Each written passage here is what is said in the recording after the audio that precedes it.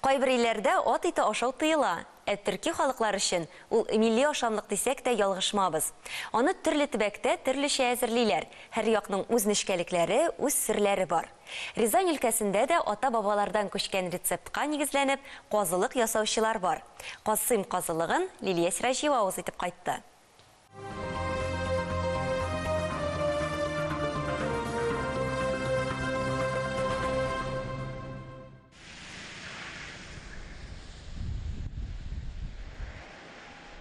Казылык Касыйм шәһәренең иң танылган күчтәнәче.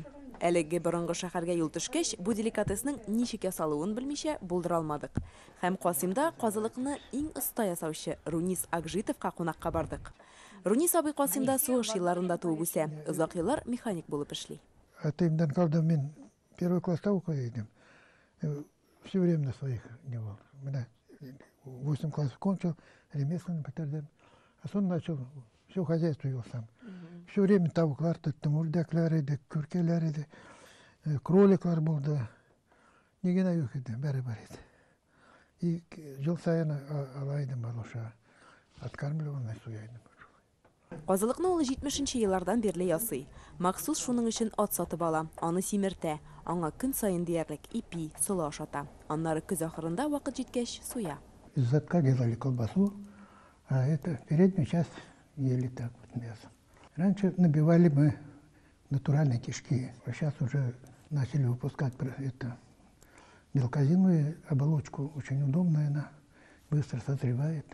А так вот раньше естественные кишки крупные были, эти такие большие колбасы, мы их вешали на карниз, и вот весной она доходила, вот солнышко, мороз, и она поспевала, очень хорошая колбаса получалась. Рунис абыйлар гадәттә март айында казылык ясыйлар. Яз ахырына исә тел йотарлык деликатес әзердә була. Рунис Акжитов казылык ясарга туганыннан өйрәнгән. Бабасыннан абыйсына, абыйсыннан Руниска күчкән рецепт сырын безгә дә ачтылар. Мы осенью вот режем лошадь, кусками, большими кусками в бочку закладываем, солим. И она всю зиму мороженая лежит в бочке вот в этой, в холодном помещении, в общем. И после этого весной уже, вот недавно только мы начали делать, вытаскиваешь оттуда, отделяешь от всех этих пленок, режешь мелкими кусочками, маринуешь, добавляем чеснок. Некоторые кладут специи всевозможные такие, но мы не кладем их, потому что уже она получается не татарская такая. Раньше ничего не клали, даже чеснок не клали раньше. Вот. Получался такой вкус специфический. Ит тутырганда иң мөһиме, анда һава калырга тиеш түгел. Югыйсә казы күгәрә башлый. Элек итне кул белән тутырсалар, хәзер инде моның өчен төрле җайланмалар бар. Менә мәсәлән, мондый җайланманы Рунис абыйлар үзләре уйлап тапкан.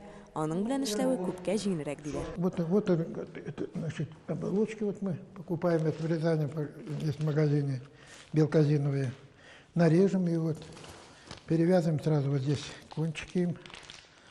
Намочим, одеваем и вот крутим, и набивается колбаска. Вот. Машинку включаем, шнек гонит мясо сюда, и мясо вот так, колбасу вытягивает, вытягивает. И получается вот, когда закончу, вот я зажимаю, мне вот здесь ее перевязывают. Вот. Казылыкны тутырып бетергәч, аны чормага элеп куялар, ул анда өлгерә. Җиренә җиткереп ясагач, казылык өлгергәч, аны кискәндә бүлмә буйлап шундый хуш ис тарала ки, хәтта баш әйләнә башлый. Тизрәк авыз итәсе килә. Мин дә түзмәдем. Рунис абый сөйләгән арада бер кисәкне эләктереп дә алдым. Абзыйның оста икәнлеге күренеп тора. Ул хәтта казылыкка карап, аның ничә атна элек ясалганына кадәр әйтеп бирә ала.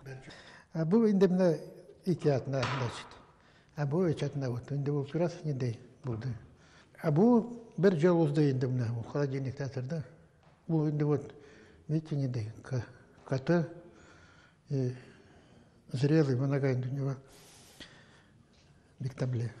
Менә шулай, төбәкләрдә бабаларыбыздан калган гырыф-гадәтләрнең сакланып калуы һичшиксез күркәм күренеш. Лилия Сиражиева, татарлар, Касыйм, Рязань өлкәсе.